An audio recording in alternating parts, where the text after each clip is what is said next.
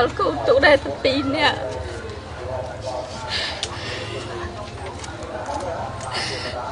មិនតែស្នុជីវិតគាត់តែគាត់អាចរស់នៅបានជុំទៀតមើលមកពូលោកទៅរួមនឹងអ្នកស្រីគាត់លោកយាយសឹងពេជ្រជំនួយសាខ្លាយអាលីនេះមួយខតទីនេះតែលីសួរសាស្ត្រតំមកលោកសុខហើយយើងដាក់លោកអូទៅអង្គកណ្ដាលដៃទឹកយ៉ាងប្រាំលោកបានមកផងរឿងដល់មកអាបាច់ដល់ទៅពីញ៉ៃអូដាក់ដៃចុះនេះគឺជារឿងសម្រាប់ខ្ញុំបានមកណាកាត់លឿន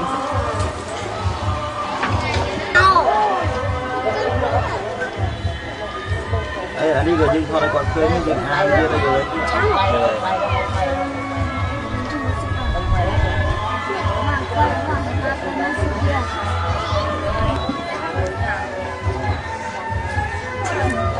ក៏យើងថតឃើញ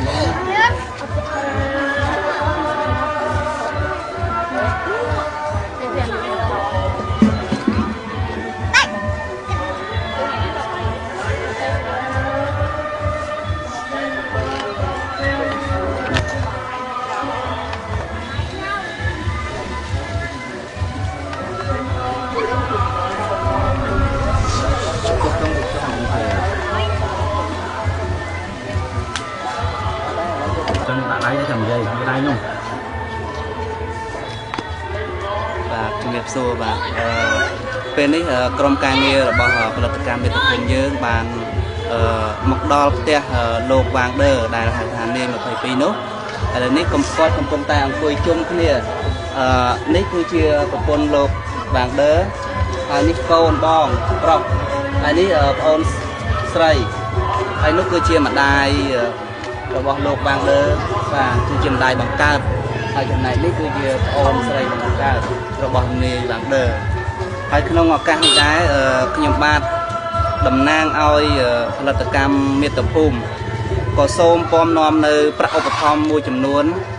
ដែលជាវិភាគទានរបស់បងប្អូនខ្មែរនៅសហរដ្ឋអាមេរិកដែលបានអូនដាក់ដៃចននេះដៃវាក្មេង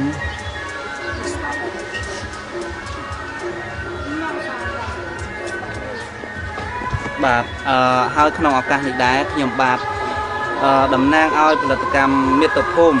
ក៏សូមពំនាំនៅប្រាក់ឧបត្ថម្ភមួយចំនួនរបស់បងប្អូនខ្មែរនៅសហរដ្ឋអាមេរិកដែលលោកបានធ្វើវិភាគទានចំពោះគ្រួសាររបស់លោកវ៉ាងដឺហើយនិងម្ដាយក្នុងនោះរួមមានលោកសួនសម្បូរនិងអ្នកស្រីហ៊ុនហែមចំនួន$20លោកម៉ែកជុននិងអ្នកស្រីយ៉ាតសវុន$20លោកខនខំនិងអ្នកស្រីយ៉ាតសាវ៉ែត$10លោកម៉ែកសុកនិងអ្នកស្រីស៊ីខា$10លោកង៉ែតច្រែងនិងអ្នកស្រីស៊ូ$10លោកទេពកំលី$10លោកកឹមឡាងនិងអ្នកស្រីសួនកែវ$10លោកច័ន្ទរុននិងអ្នកស្រីសួនបូថា$10អ្នកស្រីអ្នកលោកញ៉ែមសុបូនិងអ្នកស្រីបូគៀន$15លោកបែលសំអាននិងអ្នកស្រីចូលបន$10លោកលឹមថោនិងអ្នកស្រីបួងសរំ$10លោកឡមម៉ៅនិងអ្នកស្រីបេនសុខុម$10លោកយាយថងបៀត$20លោកយាយថោរុននិងអ្នកស្រីខនខឿន$20លោកយាយសឹមពេជ្រ$10បាទហើយរីឯសប្បុរសជនដែលបានចូលវិភាគទាននៅក្នុងឱកាសនេះដែរគឺសប្បុរសជននៅទីក្រុង Stockton រដ្ឋ California បានចូលវិភាគទានផងដែរនៅក្នុងការជួយរំលែកទុក្ខរបស់លោកវ៉ាងដឺបាទក្នុងនេះគឺមានលោកតាសុកថុកនិងលោកយាយរ៉ាន់$5លោកយាយទឹកយ៉ាន់$5លោកវ៉ាន់អ៊ុងនិងនាងខឿនយ៉ាត$10កញ្ញាវ៉ាន់សំអាត$5លោកភៀចពណ៌$5នាងឆារ៉ូ$5ងួនហ៊ីម 5 ដុល្លារលោកវ៉ាន់ឆាំ10 ដុល្លារនាងផានវ៉ន5 ដុល្លារណូកនៅ10 ដុល្លារវណ្ណាខាន់10 ដុល្លារពូសឿនបងយ៉ែង10 ដុល្លារបងខែមពូយ៉ន5 ដុល្លារខៀវបវិន10 ដុល្លារពៅរ៉ាន់10 ដុល្លារ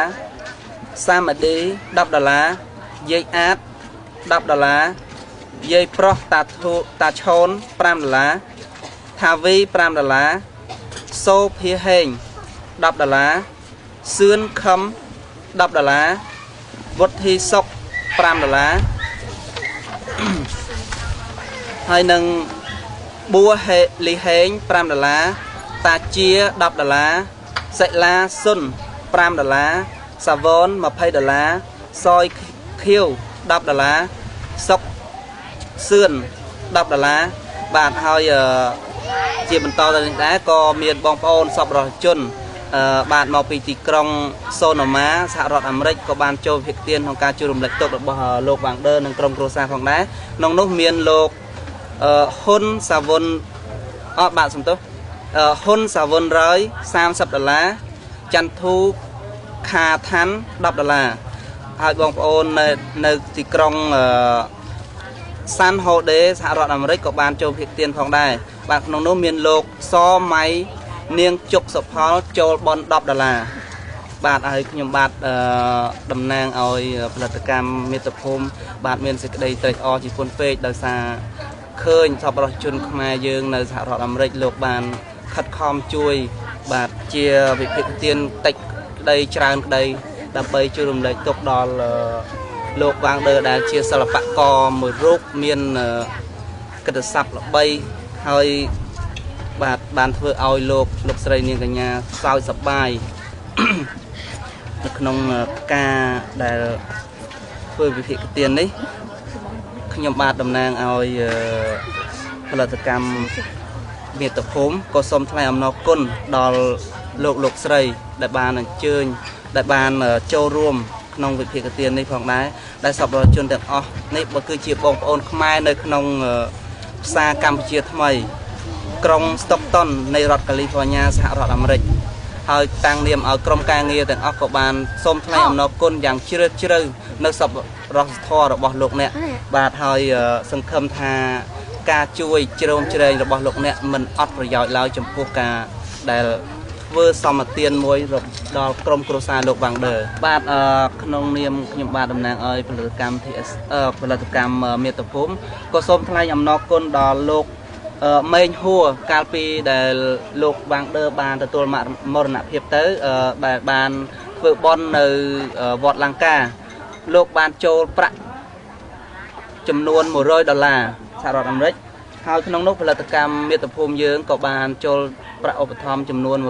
ដែរក្នុងការជួយរំលែកទុក្ខរបស់លោកវ៉ាងដឺបាទហើយក្នុងនេះដែរក្រុមការងាររបស់ផលិតកម្មមាតុភូមិយើងនឹងបានប្រគល់ប្រាក់ទាំងអស់ជូន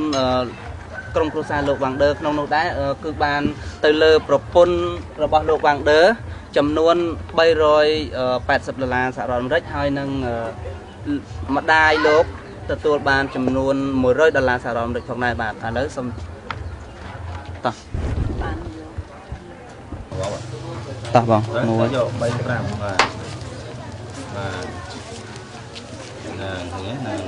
បាទនេះគឺជាប្រាក់ចំនួន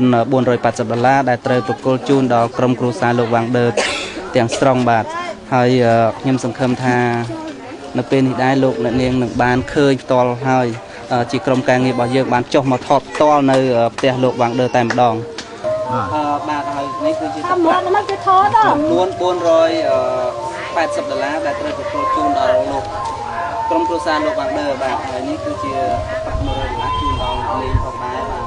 ហើយចំពោះបងស្រីនិងតូនទាំងពីរហើយត្រូវបានចំនួន$380ហើយបាទសូមទទួលផងហើយក្នុងទីបញ្ចប់នេះដែរថាបងមានពាក្យពេចន៍អ្វីដើម្បីថ្លែងអំណរគុណដល់បងប្អូនខ្មែរយើងដែលគាត់តែងតែមានទឹកចិត្តបាទជ្រោមជ្រែងនៅក្នុងជីវភាពរបស់បងដែរទេបាទ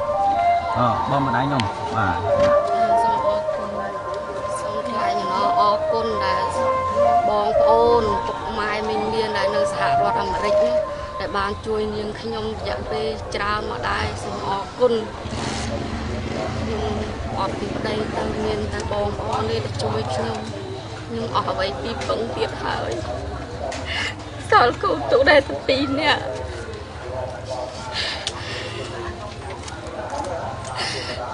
មិនទៅស្នុជីវិតគាត់តែគាត់អាចរស់នៅបានជុំ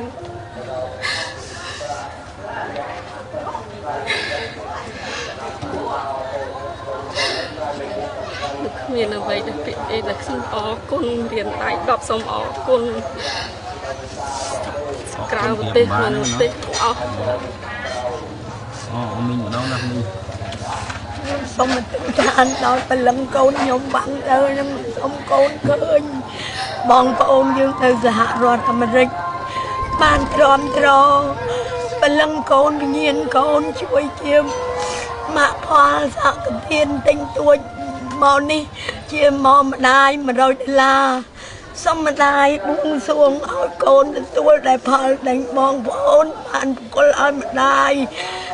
យកទៅធ្វើបុណ្យបញ្ជូនដល់កូនសូមកូនងាកក្រោយឲ្យពរឲ្យជ័យបងប្អូនយើងនៅឆ្ងាយសហរដ្ឋអាមេរិកក្តីទីណាក្តីសូមឲ្យពរឲ្យជ័យសូមឲ្យបានសេចក្តីសុខសេចក្តីចម្រើនប្រកបតែរកទីមានបានតិចតិជុំដោយទាំងអង្គពងជ័យនៅកូនណាតែបានជួយវិញ្ញាណយ៉ាងខាងកូនខ្ញុំមកបានទៅមុខខ្ញុំឲ្យជាតិក្រោយកុំឲ្យកូនខ្ញុំអាយុខ្លីដូចជាតិនេះទៀតអូយទេវតាជួយម្ដងរងបងប្អូនទាំងអស់ជួយផងខ្ញុំអត់ពីកូនទៅខ្ញុំពិបាកណាស់គ្មានអីទីពឹងទេនៅតែកូនស្រីមួយគាត់ចាំមុនពឹងតែកូនប្រុសឥឡូវកូនទៅចោលទៀតឥឡូវអស់មានអីពឹងហើយឥឡូវសូមបងប្អូនកូនក្មួយដែលនៅសហរដ្ឋនឹងសូមទទួលម៉ាក់ផលមីងយាយព្រមទាំងអ៊ំបានឲ្យពរឲ្យជ័យឲ្យប្រកបតែសេចក្តីសុខសេចក្តីចម្រើនគ្រប់ប្រការណាក្មួយណាកូនណាខ្ញុំសូមអរ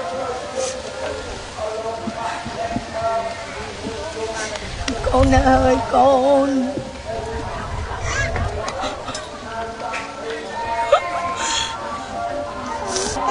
ចុងក្រោយបងអស់ខ្ញុំសូមដែងអំណរគុណដល់ផលិតកម្មមេត្តាភូមិដែលបានความអំណោយយកមកឲ្យខ្ញុំបនកូនខ្ញុំនេះខ្ញុំមានសេចក្តីត្រេកអរហើយខ្ញុំរំភើបចិត្តខ្ញុំអរគុណដល់អ្វីប្រៀបផ្ទឹមបានទេ